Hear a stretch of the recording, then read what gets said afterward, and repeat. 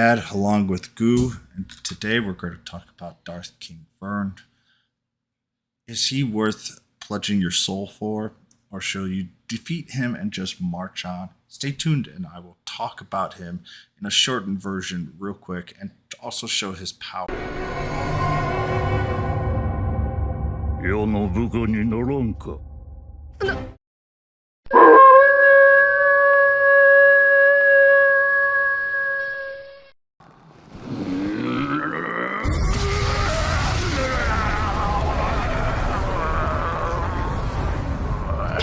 All right, so what we're going to do is we're going to go through and fight along with there.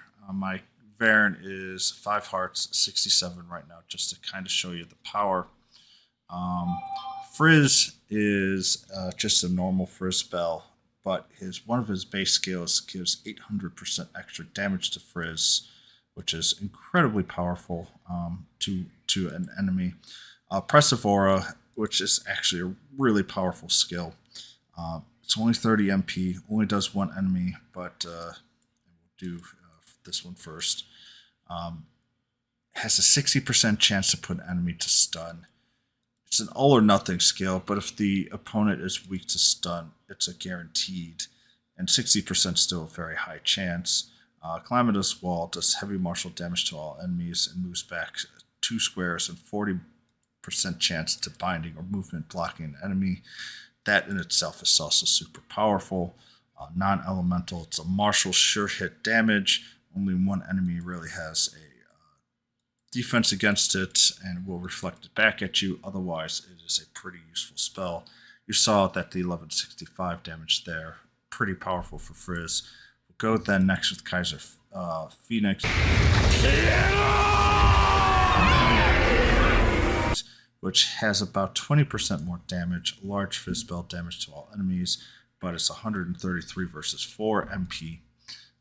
And so, yes, you want to use it to try to take off, but if you've only got like a little bit of damage, Frizz can save you a lot of MP, especially if it's a one-on-one.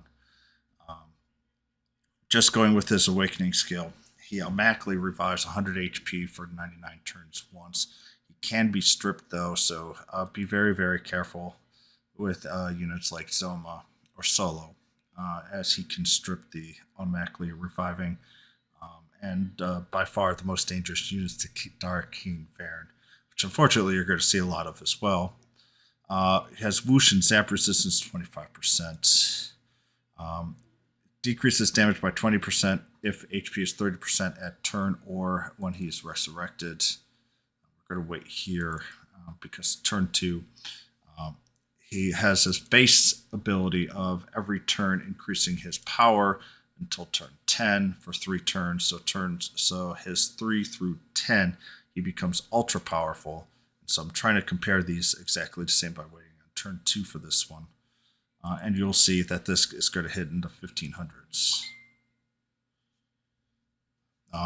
Very powerful skill. Very, very useful. And honestly, very, very good skill. His damage, though, at the turn or resurrection gives him such a huge ability to really roughly 2500 HP as long as his revive doesn't get taken away from him. So at the highest level without any healing and without any major bonuses on top of that. The last one here, 5th one, he gets a 2-turn reflect barrier and more physical and spell power increase. His HP agility his HP is pretty good, and his agility is pretty good for being a spell user. Defense at 351 is decent, especially with his 20% damage reduction on top of it. MP of 522 is just all day, all long, and Wisdom of 480 is nearing the top. All in all, his biggest weakness is he is a 65. Solo, and Erdrick, I think, are more powerful than Vearn at 65. There's a few others that you can argue, but those are the 3 that are more powerful than Vearn. But all in all, still a very top tier unit. teachable skills, oomph and mid heal, and really any power up, any power down, like snooze especially. But I'm going to prefer mid heal just because healing himself is just that much more powerful. Plus, it's kind of a surprise in general, and they will not be expecting that. Their plans will be absolutely ruined with a very good mid heal. The staff of Audacity.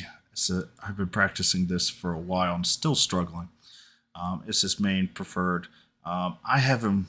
I've only been able to roll this one by far the best. It's been giving me a lot of wisdom, which I don't really care about for this unit. I'd rather have the percentages or agility with the higher rates, and it's just been garbage for me. Got the first 100 through, as you can see. Spell power plus 5% with wisdom 28 is great for him. Calamitous Wall and a Calamitous Wall binding success is actually something I wouldn't mind seeing here, and taking a little bit less of the Kaiser Phoenix potency. Just remember, the damage that you saw did not include this weapon, which would have greatly increased the power of both frizz, but even more with Kaiser Phoenix potency. Pros, cons, pull. Pros has an auto revive with damage reduction. Frizz does a lot of damage for 4 MP. You can pump it out for basically forever with that. As you can see, it deals about 20% or 30% less damage, but still it's 90% less MP. First 10 turns, he has increased damage with his max power between turns 3 and 10, with it petering out at 12, but still very powerful outside of it.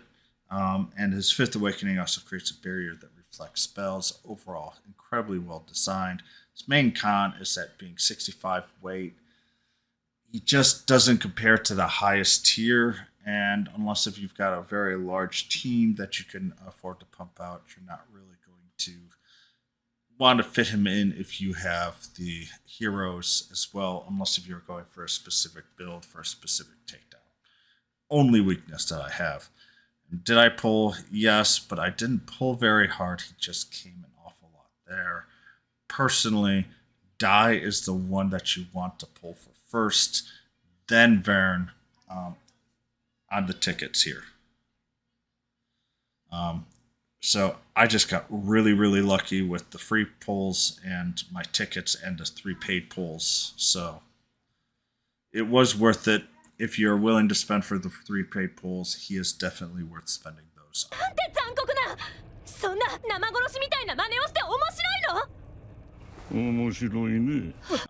The other one's Zaboera. Zaboera's a very weird unit. Great stun, great sleep.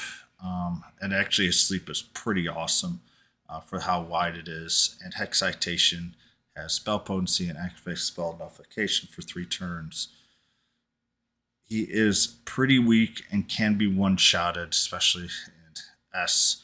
But if you build around him properly, he can do damage as well. His base will follow up with moderate damage if it's 3 to 4 squares away from him. First Awakening will give a frizz up to 3 times, 2 squares or less. Third Awakening will do Poison Fang from anywhere from 1 to 4, which will envenomate up to 3 times. And the Fifth Awakening gives a 5% chance to increase sleep and stun chance. Mine is 3 hearts. I'm still working on it. But he's an interesting unit. You do need to give him HP, though, so he can't be one-shot so easily. Outside of that, though, he does have some interesting use of being a massive debuffer that can also do attacks along with the rest of your party. So even though they may not be strong attacks, he can do a decent amount of attacks first 2 or 3 turns along with his debuffs. So I hope you guys enjoy, but more importantly, your Slurps, Slimes, and Printers are doing great, and I'll see you later.